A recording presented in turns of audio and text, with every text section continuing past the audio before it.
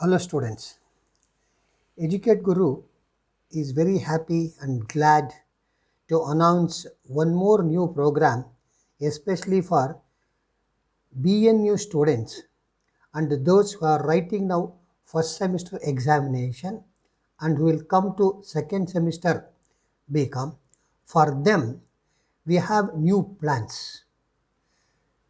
So we would like to cover 4 subjects, that is optional subjects, right?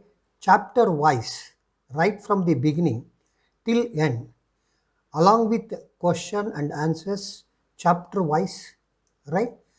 We would like to get you with 2 model question papers. So that is our view. This is especially for the coming second semester BNU students for BCom, where I would like to get you the subjects will be covering: advanced financial accounting, corporate administration, business mathematics. It is very simple. Those who take corporate administration will not be able to take business mathematics. Those who take business mathematics will not be able to take corporate administration. So you will have one choice, right?